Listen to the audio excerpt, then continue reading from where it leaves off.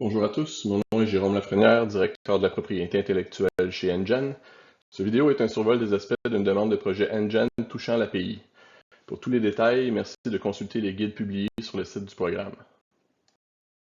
Les objectifs de cette présentation sont résumer ce que Engen veut accomplir en matière de pays, présenter les documents pour vous permettre de vous y retrouver, présenter les exigences d'une demande de projet en matière de pays et, je l'espère, répondre de manière anticipée aux questions que vous pourriez avoir ou d'initier un dialogue permettant de vous éclairer tôt dans le processus.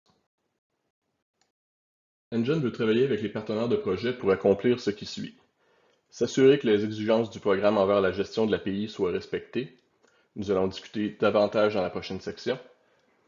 Augmenter le niveau de connaissance et de sophistication en matière de pays chez les partenaires de projet. Ceci se fera par l'entremise de documentation que nous fournissons, mais aussi avec de l'aide directe durant le projet et au besoin lors de la préparation de la demande. S'assurer que les risques liés à l'API soient convenablement identifiés, gérés et atténués. On parle ici d'un exercice qui débute lors de la planification du projet et qui se poursuit lors de celui-ci. Et finalement, s'assurer que le niveau de risque global du projet en matière de pays justifie l'investissement de fonds publics par Engen. Ce dernier point met l'emphase sur l'importance de faire une bonne analyse de risque en amont et d'en faire la démonstration dans votre demande de projet. Les exigences du programme sont stipulées dans l'entente cadre du projet, dont vous trouverez un exemplaire sur le site du programme. La principale exigence est que chaque partenaire doit obtenir un accès suffisant à l'API du projet, et ce durant et après le projet. Durant le projet, l'accès doit permettre à chaque partenaire de réaliser sa part du projet. Engen recommande que cet accès soit accordé sans frais. Après le projet, l'accès doit être accordé au moins pour les fins de R&D interne et de commercialisation telles que décrites dans la demande. L'accès doit aussi être accordé sur une base juste, raisonnable et non discriminatoire. Tout ceci est pour que chaque partenaire puisse raisonnablement s'attendre à pouvoir faire usage commercial de l'API du projet tel que prévu. Ultimement, l'accès aux actifs de pays d'un projet est assujetti à des considérations commerciales ou de confidentialité. Notamment si un partenaire venait à contribuer ou développer de l'API névralgique qui n'est pas prévu pour être utilisé par les autres partenaires à la lumière de la demande de projet, les partenaires peuvent alors s'entendre pour restreindre l'accès à cette API comme ils l'entendent. Maintenant, jetons un œil aux documents qui vous aideront à aborder l'API dans votre demande. Tout d'abord, le guide pays contient des définitions et des bonnes pratiques en matière de gestion de l'API. Il est recommandé de le lire tôt dans le processus pour faciliter la compréhension de la terminologie utilisée dans le reste de la documentation. Ensuite, les tableaux de pays sont un formulaire que les demandeurs doivent utiliser pour faire l'inventaire de l'API qui sera soit mis à profit, soit généré durant le projet. Nous y reviendrons sous peu. Troisièmement, le guide de demande de projet vous donne le portrait global de ce qu'une demande de projet doit inclure. Par exemple, on y mentionne que les tableaux de pays sont exigés. C'est aussi dans ce document que vous trouverez les questions d'évaluation auxquelles vous devez répondre.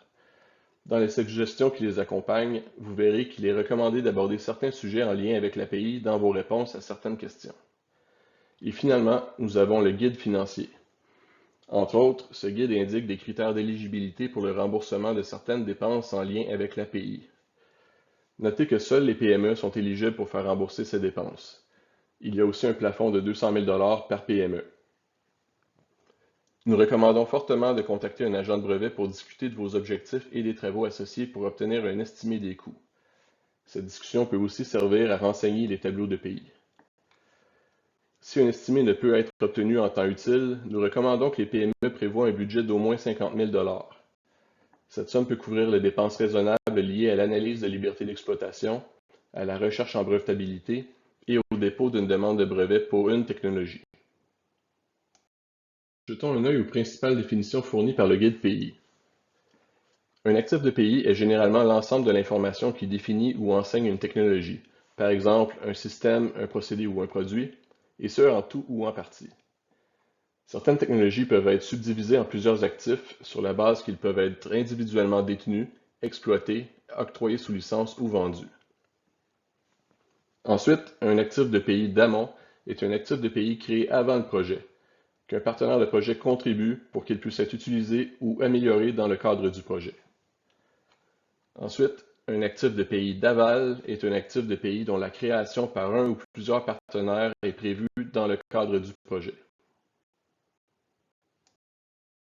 Les types de pays sont des catégories distinctes de propriété intellectuelle qui peuvent être potentiellement appliquées à un actif de pays, tout dépendant du sujet et des objectifs d'affaires de son détenteur, de façon à donner à son détenteur un certain contrôle sur l'utilisation de l'actif.